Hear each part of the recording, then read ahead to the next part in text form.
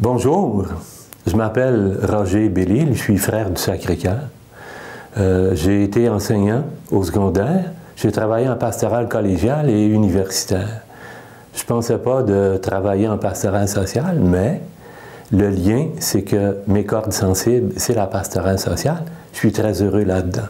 Je travaille dans le secteur centre-sud, 5 paroisses regroupées, 2 chapelles, plein de défis. Mobiliser les paroisses, la sécurité alimentaire, développer le logement social, et c'est le territoire aussi où se trouve le village gay. Alors, rendre présent l'Église auprès de toute cette population. Je suis particulièrement impliqué en sécurité alimentaire. Depuis peu, président de la table Cigale, ça veut dire concertation et intervention en garantie alimentaire. Ça regroupe 18 groupes qui œuvrent en totalité ou partiellement pour permettre que des gens puissent se nourrir décemment. La table Cigale avait besoin d'être dynamisée. Je n'ai pas la prétention de dire que c'est moi tout seul qui a fait ça. J'ai une belle équipe au CA. Alors on est en train de dynamiser ça. On a pris des initiatives comme organiser un forum au mois de mai dernier pour favoriser que les gens se parlent et puissent collaborer, hein, les différents groupes. Ensuite, la pastorale sociale a payé la moitié des frais encourus par la mise en forme d'un nouveau site web. Des initiatives concrètes, on a organisé 2 sorties aux pommes tombées au mois de septembre chez les religieuses. Ensuite, on a fait des sorties de glanage dont je suis très fier. On est allé ramasser 6 groupes sont montés dans un autobus scolaire. On est allé ramasser pour 1 500 $ de légumes de catégorie B, selon représentant du marché Frontenac, à Pierrefonds. Les participants ont tellement aimé ça qu'ils ont dit qu'il faut renouveler l'expérience, ce que nous souhaitons bien sûr faire. Évidemment, je suis impliqué aussi auprès d'une conférence Saint-Vincent-de-Paul. C'est une cellule locale de la Société Saint-Vincent-de-Paul. Particulièrement pour la guignolée et puis la confection des paniers de Noël.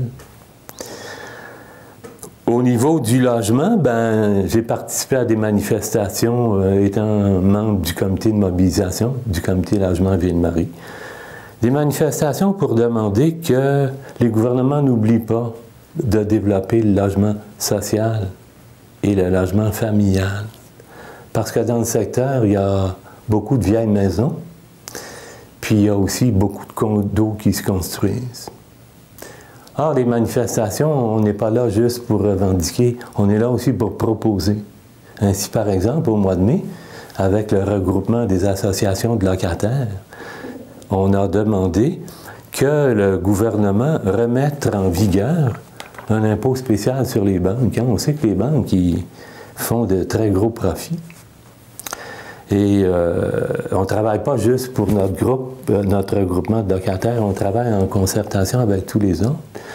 Puis avec le RECLAG, l'organisme qui chapeaute les associations, on prétend qu'il manquerait 50 000 logements sociaux pour les 5 prochaines années. Ça veut dire 10 000 par année. Hein.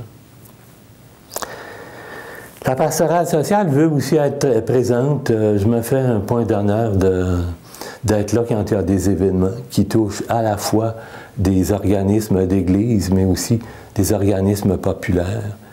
D'ailleurs, quand je parle de la pastorale sociale, je définis ça comme présence solidaire de l'Église catholique de Montréal en milieu populaire.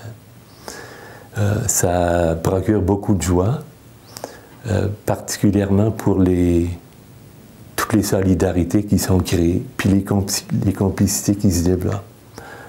Nous sommes aussi membres de la Corporation de développement communautaire et à ce titre, nous avons formé un comité école pour aider à sauver la seule école secondaire régulière du quartier qui est menacée parce qu'il n'y a pas assez de jeunes qui s'y présentent, qui s'y inscrivent.